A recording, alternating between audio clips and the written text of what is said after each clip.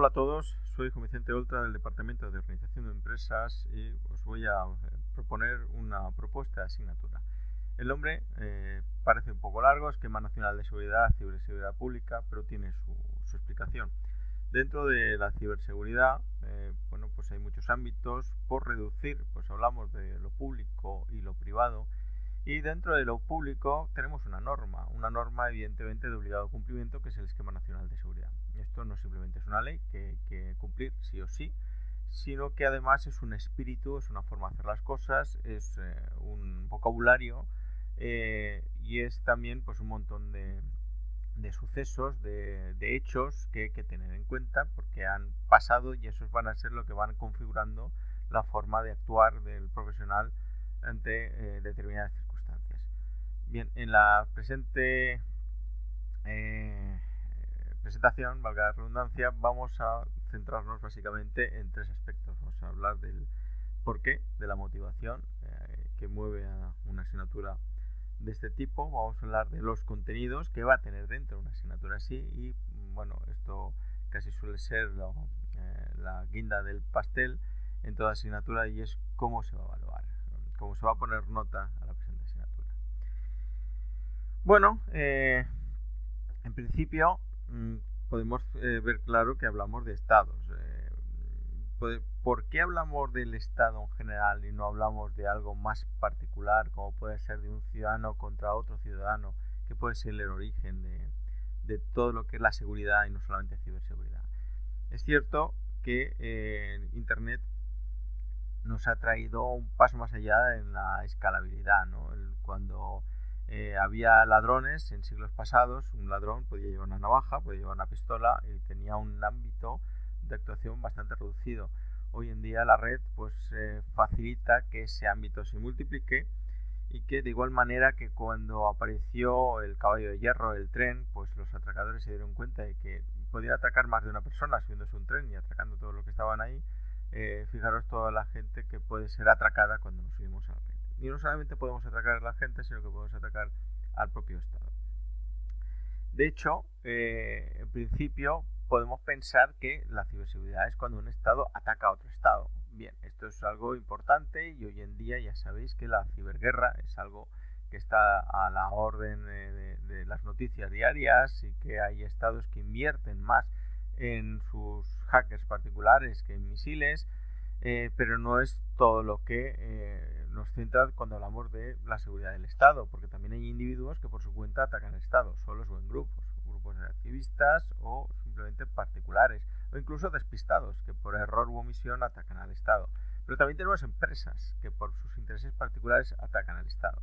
Si tenemos en cuenta además que se dan todas las interacciones posibles de estados contra individuos, individuos contra estados, estados contra empresas, empresas contra individuos, etcétera, etcétera, y que el Estado en sí también tiene subconjuntos de empresas y de individuos, que algunas pueden ser singularmente importantes para el Estado. Fijaros que no es lo mismo un ciudadano de a pie, como podemos ser vosotros o yo, sino pues el secretario del ministerio, que puede tener mucha información particular del propio Estado en sus medios digitales.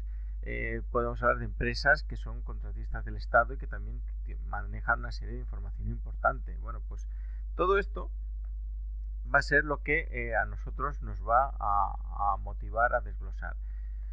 Sin ánimo de ir demasiado lejos, bueno, pues ya sabéis de sobra que cuando aparece, incluso antes de aparecer Internet, con los primeros ordenadores y las conexiones telefónicas, pues ya aparece fenómenos como el Freak, que aparece el Capitán Crunch, que seguro que conocéis todos de él, aquel señor que entre comillas estafaba a las compañías telefónicas para hablar gratis con sus líneas. Aparece este pantallazo que veis aquí, es del primer malware de pago. Esto es un grupo que se llama Brian Computers y bueno, pues esto cuando entraba en ejecución pues nos da una dirección, nos dice tienes un virus, si quieres la vacuna contacta con nosotros. Bueno, todo esto ha ido creciendo.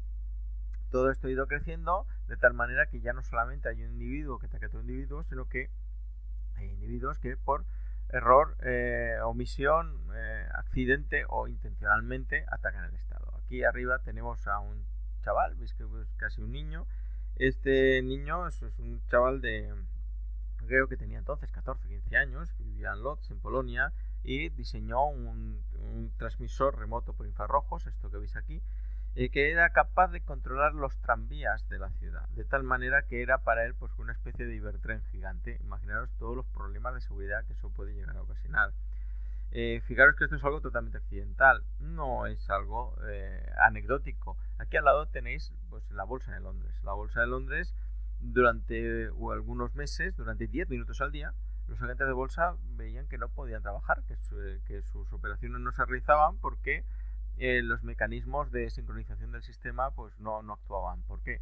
Bueno, porque había un repartidor de frutos secos que paraba al lado, que tenía un inhibidor de señal en su camioneta, y ese inhibidor colapsaba la propia bolsa de Londres. Fijaros que también es un ataque a lo que definiremos dentro de la asignatura como una infraestructura crítica, es decir, un hospital, una presa, la bolsa, el sistema de trenes, que forma parte de lo que le hace daño al Estado si empieza a funcionar mal.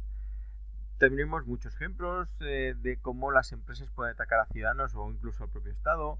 Aquí tenemos una web que alguno conocerá, que es Pacientes como yo. Pacientes como yo se basa en que los pacientes con enfermedades raras empiecen a hacer su especie de autoterapia, de hablando entre sí, de cuáles son sus síntomas. También los médicos entran y bueno, tienen más datos para poder investigar. Bueno, pues esta web fue vaciada por una empresa llamada Busmetrics, que era de Nielsen.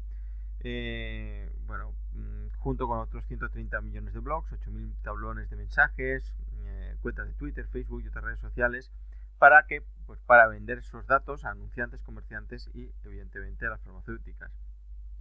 ¿Esto es algo excepcional? Bueno, Experian en el año 2013 por error vendió los datos personales de casi 2/3 de todos los ciudadanos de Estados Unidos a un grupo de delincuencia organizada en Vietnam. Fijaros si eso puede hacer daño al propio Estado. ¿Qué ciudadanos estaban ahí? Pues 2/3 de todos los estadounidenses. Es muy probable que haya gente con grados de importancia para el Estado superlativa. Habéis oído todos las noticias de cómo Sony fue víctima de ataques informáticos. Hemos visto cómo Facebook reconoce que cada día se vulneran 600.000 cuentas, etcétera, etcétera.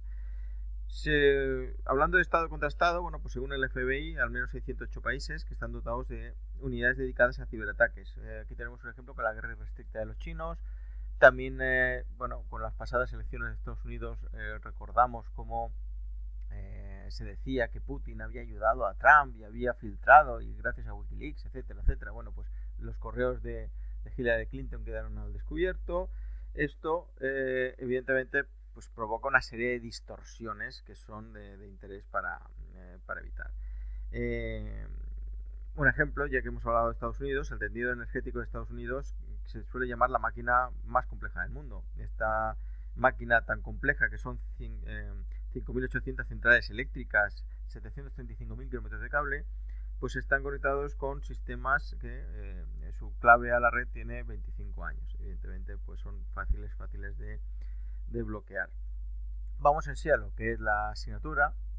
Estos son los contenidos propuestos, 3 bloques. Uno, pues de introducción, cuál es el marco, vamos a ver esa norma de la que vamos a trabajar y otras normas.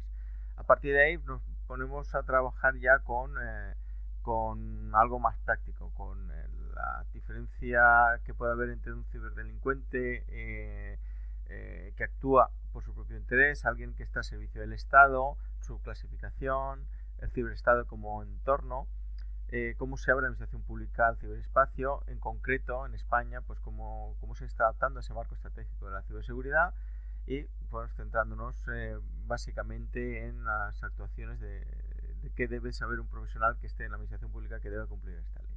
El bloque tercero es un bloque ético, donde evidentemente nos centraremos en casos pasados para ir estudiándolos.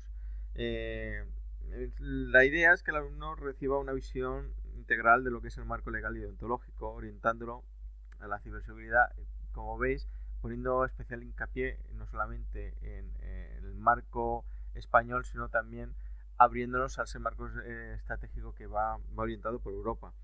Dentro del marco deontológico, pues nos vamos a centrar en las responsabilidades de los profesionales informáticos y en los dilemas morales en los que nos enfrentaremos.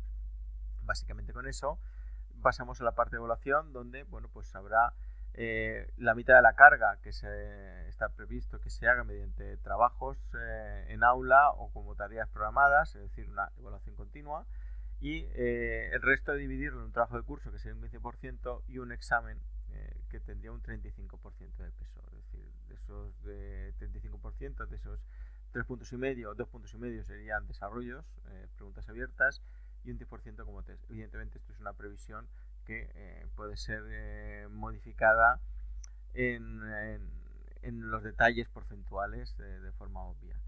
Y eso es todo. Muchas gracias por vuestra atención y hasta la próxima.